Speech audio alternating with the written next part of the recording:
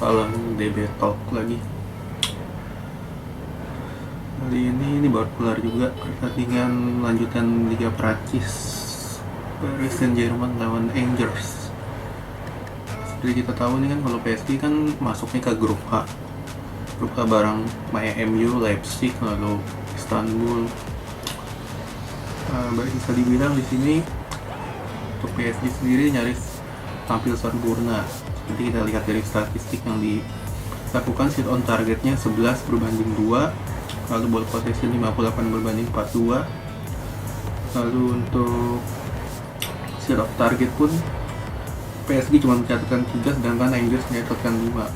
Ini mungkin belum bisa jadikan patokan ya, karena kan untuk Angers sendiri levelnya sendiri masih dua level di bawah dari PSG. Nah, sekarang kita ngomongin line up-nya aja nih. Line up-nya sendiri, si pelatih Thomas Tuchel awalnya menurunkan 4-2-3-1 yang bertransformasi menjadi 4-4-2 dalam melakukan penguasaan bola di lapangan. Mereka pun menurunkan sifat intinya ya, mulai dari Florenzi, Drexler, semuanya.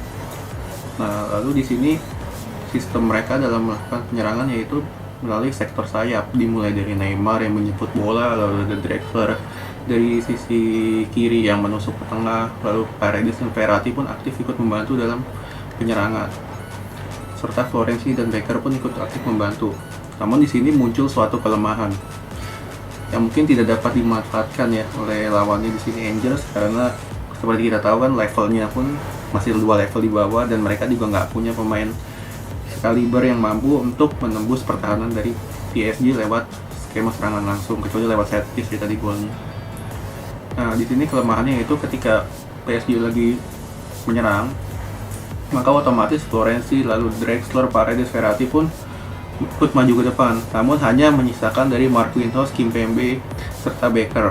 Nah, di sini kalau dari tim antara Leipzig atau MU yang mempunyai skema counter attack yang bagus, maka itu bisa dijadikan salah satu peluang.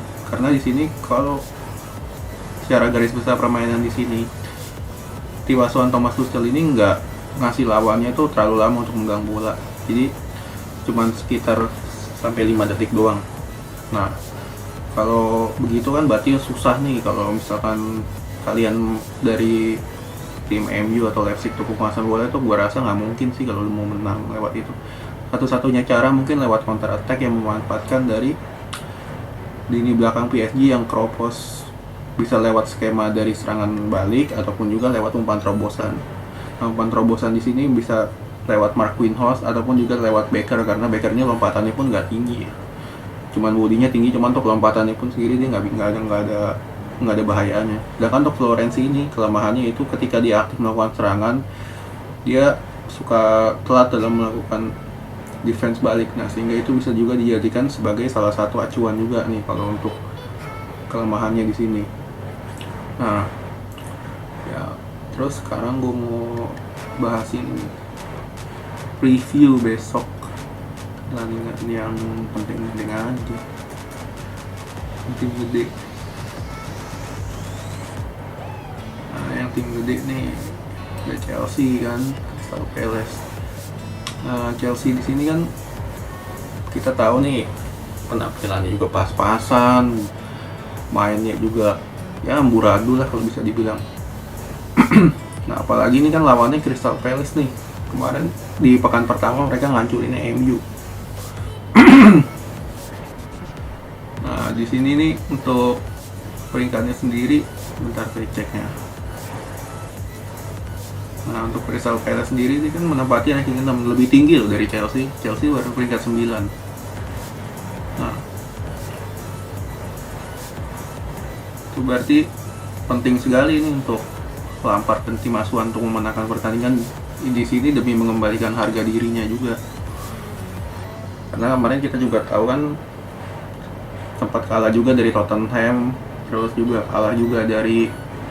hampir kalah juga tuh dari West Bromwich kan sebelum dibalas 3-3. Nah, mungkin gue mau prediksi sepatnya aja ya kalau untuk di sini nih. Sini mungkin kiper mereka akan menurunkan Mendy, lalu dengan bisa juga menurunkan salah satu alternatif yaitu skema 3 back kembali lagi ke zaman Conte. Karena di sini kan salah satu peluang mereka yaitu Hakim Ziyech nih belum bisa bermain nih. serta Pulisic pun juga belum bisa bermain. Nah, squadnya nih untuk otomatis menjadi timpang. Salah satu catatan juga kemarin kenapa bisa 4-3, bisa dengan formasi 4-3-3 juga atau 4-2-3-1, itu salah satu kelemahannya yaitu Lampard selalu memasakkan Mason Mount untuk bermain sebagai sayap, yang otomatis dia kan tidak mempunyai kecepatan, jadi sering buntu dalam melakukan penyerangan dalam formasi 4-2-3-1 nya. Saran gue sih untuk Lampard nanti kalau misalkan dalam permainan ini mungkin dia akan mencadangkan Mason Mount sih. Kalau menurut gue itu lebih efektif dengan memasang kayak Harvest di lini tengah sebagai central attack midfielder, lalu dengan dua jangkar Jorginho dengan Kante. Kovacic cadangan aja nggak gitu bagus, nggak guna juga sih. Terus untuk striker, nah untuk striker ini gue mau kasih saran, bagusnya sih dia memasang salah satu dari Oliver Giroud. Kenapa gue pasang dia, karena di sini dia tuh lebih efektif dalam membangun serangan juga, sebagai pemantul bola, lalu juga sebagai pembuka ruangnya dia lebih bagus ketimbang Tammy Abraham. Nah untuk Werner sendiri mungkin kemungkinan besar akan dipasang sebagai sayap. Nah sebagai sayap kanan, lalu untuk sayap kirinya kemungkinan Hudson-Odoi. Kemarin juga kita lihat di Tottenham Hotspur dia mempunyai kecepatan juga nih, yang tidak dimiliki oleh Mason Mount. Aslinya sendiri kemungkinan besar sih kalau dari yang gue baca-baca sih tetap kayak kemarin sih 4-2-3-1. Prediksi skor. Nah prediksi skor nih kemungkinan kalau masih tetap memaksakan Mason Mount yang sudah kelelahan itu, gue nggak yakin menang. Kemungkinan skornya paling banter pun seri, karena ya lu tahu sendiri lah, udah kebaca lah itu taktiknya kan. Terus untuk match yang kedua nih ada Leeds lawan Manchester City nih. Nah ini juga seru nih. Nah Leeds ini kan dia mempunyai lini depan tuh yang bisa dibilang nih bagus ya untuk penyerangan, tapi backnya sendiri mah nggak guna, back kacau. Nah untuk squad City kemungkinan besar akan sama. Cuman untuk Ake sendiri sih kalau menurut gue nih jangan dipasang nih, karena Ake kan kemarin juga kurang kuat dalam melakukan body balance.